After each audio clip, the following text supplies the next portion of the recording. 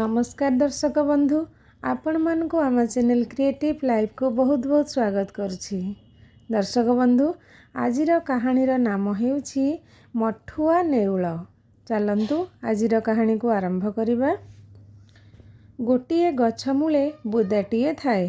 से बुदा भितरे गोटिए नेउल रही थाए। से नेउल सबुबले एपट सेपट हेई दौड़े। तार दौड़िबा खेल नुहे, तार गोटिए छुआ थाए। एणु नेउल सबुबले बुलाबुली करे, केउठु सुखुआ तो केउठु माछ धरी खाइबा सह निज छुआ पाई भी खाइबा आणे। ता छुआ को अधिक भी भल पाए, सेथिपाई से बेसी दूर को जाए ना। एपटे खाइबा जोगाड़ सह निज छुआ को जगिबा पाई सबुबले से बुदा पाखरे एपट सेपट हुए। एमिति केते दिन तो छुआ को जगी जगी बड़ करिला। छोट नेउलटा भारी अलसुआ। बड़ नेउल पाखरु भलरे खाइबा मिली जाउथिबारु से किछि काम करिबाकु मन बळाए नाही। बड़ नेउल दिने खाइबाकु आनिबाकु जाइछि जे बहुत समय जीवा परे भी से ता घर को आसिला नाही। छोट नेउल को बहुत भोक हेउथाए। पुणी बड़ नेउल लेउटी न आसिबारु छोट नेउल मने मने डरी जाउथाए। दिन बुड़ीबा बेलकु बड़ नेउल न आसिबारु छोट नेउल डरी डरी ताकु चाही रही थाए। राति हेला तथापि बड़ नेउल आसिलानी। तार न आसिबा देखी छोट नेउल से बुदा भितरु बाहरी बड़ नेउल को खोजिला। हेले से केबे देखिनी जे बड़ नेउल कुआडे जाए बा कौन करे।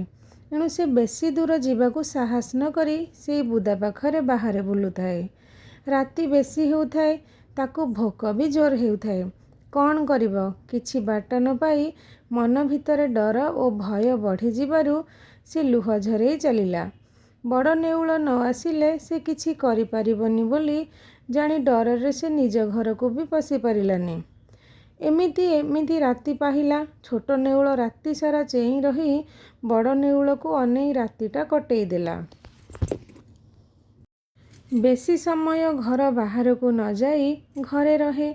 सकाळ हेबा परे भी से बाहर को जीवाकू भय कला। हेले भोकर दाउ किए सहिब। सबु कथा को चलई हेबो, हेले बिना खाइबारे किए बा चलिब। बड़ नेउल को एमिति चाही चाही सकाळ भी कटिगला। तापरे से बड़ नेउल कथा बेसी न भाबी आगे कौन खाइब से खाइब बोली से बुदा पाखरु खोजी खोजी चलिला, जेमिति ताकू खाइबा मिलू। बाट जाक केउठी किछि पाइलानी। एपटे तार आउ चालिबाकू देहरे भी बल पाउ न थाए। तथापि किछि खाइबा मिलिजिब भाबी साहस करी गड़िया पाखकू जाई देखिला जे कम पानी थाए। पानी रे सिना माछ थाए, हेले पानी आगरु तो कादुओ अछि। से भाबुथाए जे जदि से कादुओरे गोड़ पशि जाए तेबे से आउ बाहर को आसी परिबनी। एमिति बसी भाबुछि देखिला गोटिए मूसा सेही कादुओरे पशि गाड़िया पानी रे बुड़ी माछटिए धरी आनी खाउची। मूसार एभली काम देखी तार भी मनरे साहस आसिला जे से भी मूसा परी पानी रे बुड़ी माछ धरी खाई परिबो। आगरु केबे से कादुओरे पशिनी। बड़ नेउल केमिति माछ धरी आनुची से कथा भी छोट नेउल ताकू पचारिकी बुझिनी। से एमिति जहा हेउ एबे किछि न खाइले से सेइठी पड़िजिबो आउ उठी पारिबनी। एणु आगकू किछि न बुझी कादुओ भितरे पशि जाई से पानी भितरे डुब मारिला। से डुब भितरे गोटिए माछ धरी आराम रे खाइला।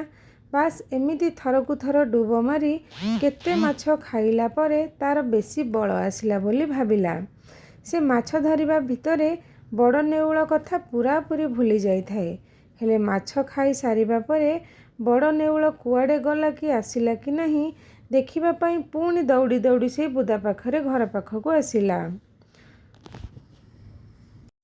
घर को आसी देखिबा बेलकू बड़ नेउल खूब आराम रे सोई जाइछि। छोट नेउल बड़ नेउल को उठेई गतकालीर असुविधा कथा कहिला ओ पचारिला जे से कुआडे थिला। ता कथा शुणी बड़ नेउल कहिला, तू एते बड़ हेलुणी ତଥାପି ତୁ ତୋ ନିଜ କଥା ନିଜେ ନ ବୁଝି ମୋତେ ଚାହିଁ ରହୁଛୁ।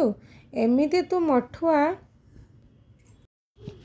ହୋଇ ରହିଲେ କିଏ ତୋତେ ଖାଇବାକୁ ସବୁଦିନ ଦେବ? ତାପରେ ମୁଁ ବୁଢ଼ା ହୋଇଗଲେ ତୁ କେମିତି ଖାଇବୁ? ଏଣୁ ତୁ ତୋର ମଠୁଆ ଦୋଷ କେମିତି ଛାଡ଼ିବୁ ସେଥିପାଇଁ କାଲି ମୁଁ ଜାଣିଶୁଣି ତୋ ପାଖକୁ ଆସିଲି ନାହିଁ।